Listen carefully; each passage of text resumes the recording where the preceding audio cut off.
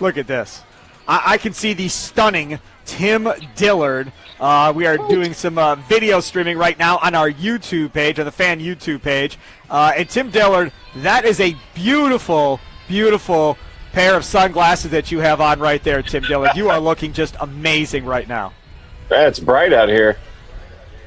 Right here in Minneapolis. Yeah, it is. Minneapolis is a beautiful thing. Skyline right behind the stadium. I have not been to that field yet, Tim Dillard.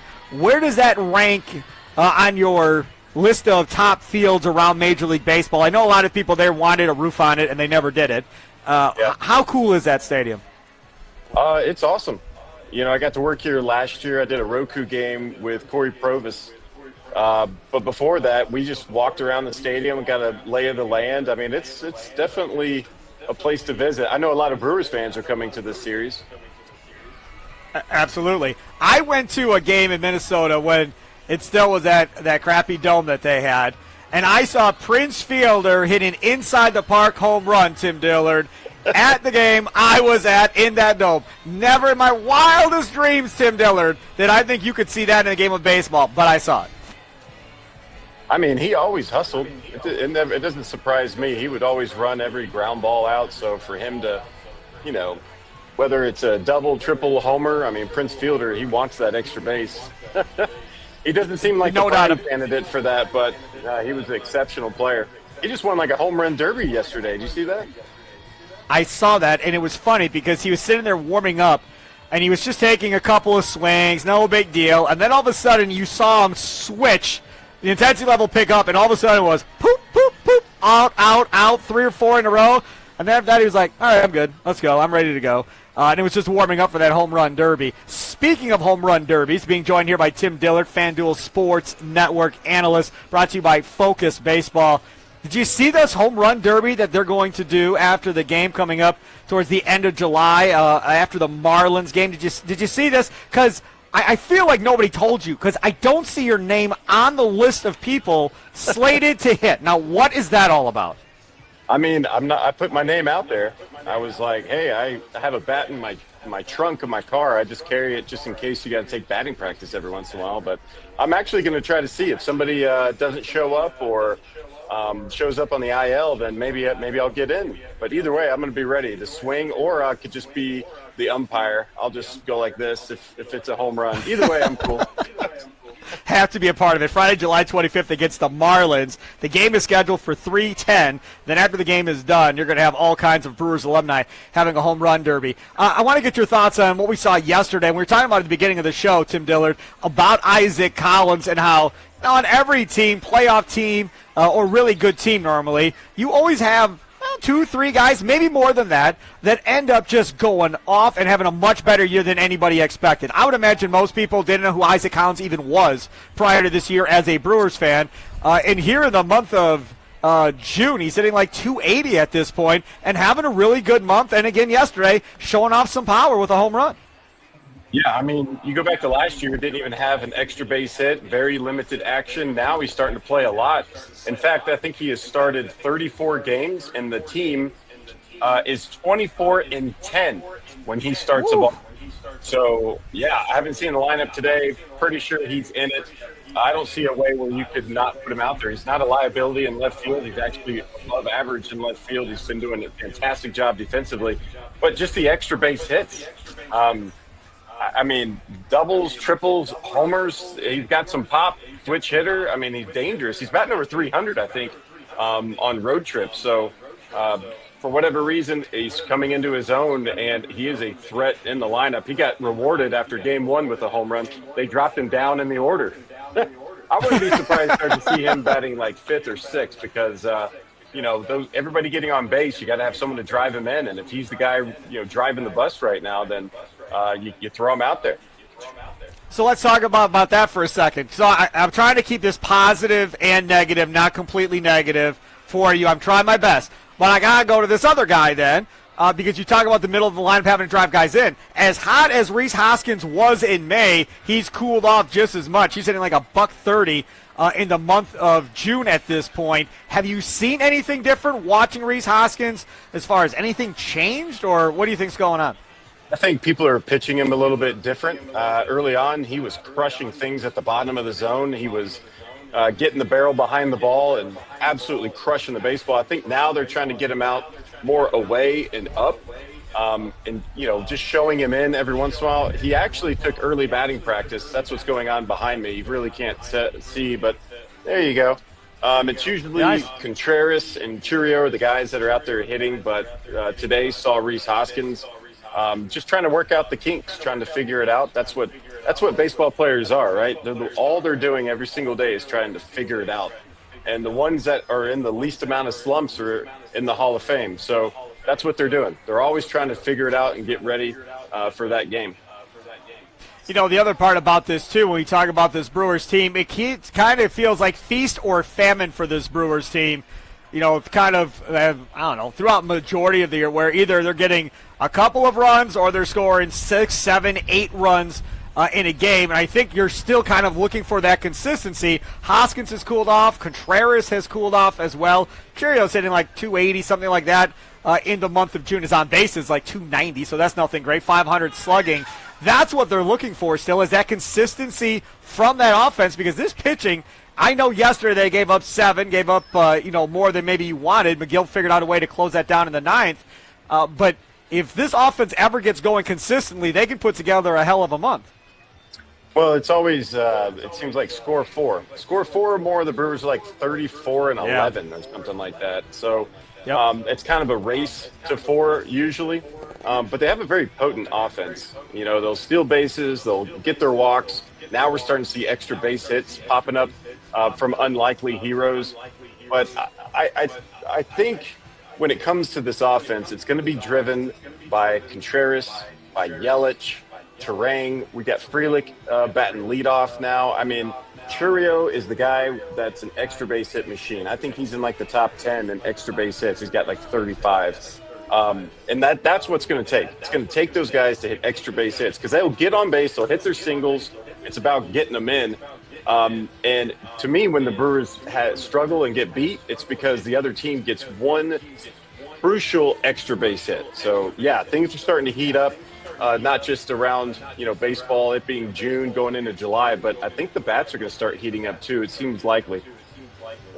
I had Vinny Rottino on earlier this week, Tim Dillard, and you came up in the conversation. Rottino was telling us that Jacob Misiorowski, who's on the mound tonight against the Twins for the Brewers, the way they kind of fixed him and helped with his issues of wildness was they attached water bags essentially to his back and then tried to fix him that way as far as pitching with those water bags on his back. I suggested to Vinny that we should put water bags on your back for like a pregame show and kind of show everybody, how difficult it is and see how it changes things, because I've never heard of that before. I don't know if you've ever done it, but I thought it was fascinating. Well, I mean, you've seen Paul Skeens do it as like a pregame routine. He's got like this water bag on his back. Misiorowski's starting to do it. We've seen Tobias Myers with that golf thing with the ball on the end, getting ready for a game. Quinn Priester uses a band on his left arm, his elbow, to make sure he stays closed, which I've done similar things to that, because one of the biggest things in baseball is you fly open. You're trying to get your arm to come through with the baseball. Your tendency is, whatever your other shoulder is, it bails out and you open up too soon. That's why you miss a lot of arm side, especially if you're throwing 100 miles an hour. So when you're tall and wiry like Misiorowski, your whole goal is to stay as compact as possible, right? And if you're a smaller, tighter guy, it's about loosening up and trying to make sure you can get the ball to that release point. But, it's sometimes it's a mental thing that kind of gets healed or put in the right direction by a physical thing. Hey, use this water bag or use this whatever to help get your mind right on where your body needs to be.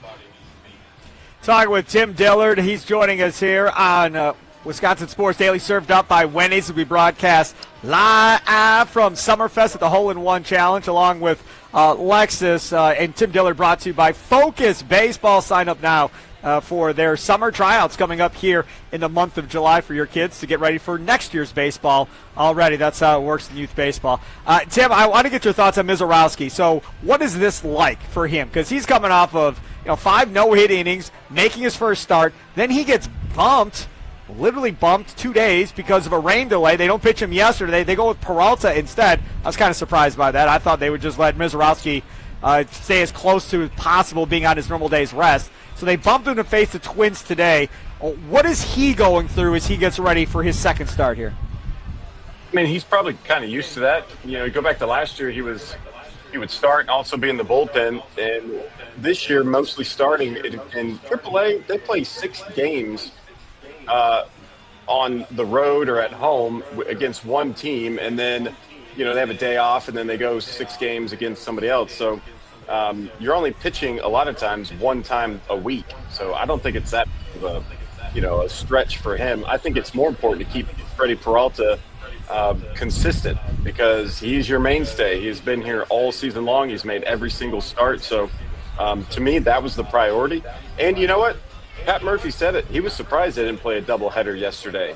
Not that he was hoping for one, but he was surprised that didn't happen because it's going to play to the Cubs' advantage, they think, in the future when they have to play this game because they have off days behind those 4 games in 3 days against the Brewers, where the Brewers are going to play 19 games in 18 days. So, but when it comes to Misiorowski and trying to get ready for a game, it's, give him the ball whenever. If you're young like that, it doesn't matter. All you have to do is just give me a day, give me the baseball, let me pitch. How much advantage, how much different will it be now that we've got some, film on him a little bit here? If you're the Minnesota Twins, you get to look a little bit at that Cubs game and try and figure him out. Is there that much of an advantage for them versus him going into this game or no? I mean, you can look at film all you want. They have film in the minor leagues for the last couple of years. They can look at his numbers and his usage and things like that, but you still got to try to put it in play.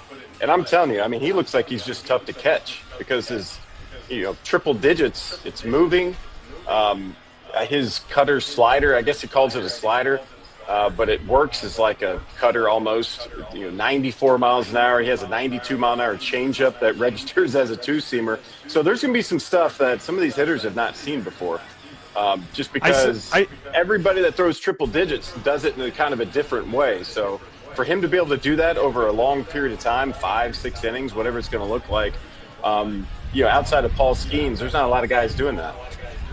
It's funny, I read an article, I don't know if you saw it, Kurt Hogue of the Milwaukee Journal-Sentinel wrote an article talking about the slider like you're talking about, but Misiorowski's like, everybody wants to talk about this slider, but nobody wants to talk about my curveball, and he loves his curveball and has made huge improvements on it, and that was the pitch I was talking about before he made it his first start. What do you make out of his curveball versus how that mixes in with what he's got with the changeup, the slider, and the fastball? Yeah, well, I was kind of alluding to it. I mean, if your changeup's 92 and you're throwing 100, that's only 8 mile an hour difference. And then if your slider's 94 or whatever, everything's going to be firm. So as a hitter, you're looking for something firm. The curveball is the only thing that's slow enough to get hitters off of all of that. You have to have some pitch, especially if you're a starter. You got to have something to slow everything down. And for him, it is the curveball. And so I think that's why it's so important to him, because he knows how important it is for his craft and what he's doing at the plate, because if it's not working that day, they're going to sit on everything being firm. And I struggled in my career because all I had was a good 2-seamer and a hard slider. I could never get a good split or a changeup to work for me. I couldn't get a curveball, and I think my career probably would have lasted longer as over-the-top pitcher had I could come up with something that was just get everybody off the hard stuff. And Misiorowski has that, and he knows how important it is. I've never asked you this question, Tim Dillard. Last question, because you're there at the Twins game getting ready. Tim Dillard, Brewers analyst on FanDuel Sports Network. Make sure to check that out coming up tonight. After 7 o'clock, first pitch, 6 o'clock, leadoff show powered by the Potawatomi Sportsbook with Tommy Wirtz here on the Fan tonight. Would you ever recommend, not necessarily to your own children or whatever, but to anybody else's children, to drop down like you did to pitch, or would you always try to recommend people throw over the top? I would, if you want to know where your arm slot is, go out to shortstop and let somebody hit you about 30 ground balls. And about the 25th or, ground ball or so, when you're throwing it across the diamond, you're going to figure out the best way and strongest way for you to throw the ball all the way to first base. So that's kind of your natural arm slot. Very few people have a natural arm slot that's just over the top. You look at a lot of these pitchers now, they're not throwing straight over the top. They're kind of slanting their body. So they're, maybe the ball comes out over the top, but because of their body contortion, I mean, their degrees is different. I would never tell anybody to go, hey, you got to go throw sidearm. I would tell someone to go play a position. And then when you're like 17 or 18, then be a pitcher, because you can always go back and be a pitcher. Very rare you can go back and play second base or outfield or something like that, unless you're Rick Ankiel. So for me, it's, you want to protect your arm, don't be a pitcher until probably junior year of high school. There he is, Tim Dillard, our guy of FanDuel Sports Network, Wisconsin Brewers analyst. He's at Minnesota. He's right there at Twin Stadium as we're streaming this bad boy live on the new Fan YouTube page. Very first show live streamed on the YouTube page is this show right now. Tim Dillard, the first guest being joined here on the first time. See, history is being made, and I got to have my guy Tim Dillard with me. I got to have it. Tim, thanks. I appreciate it, buddy. Thanks a lot for coming on. Enjoy the games.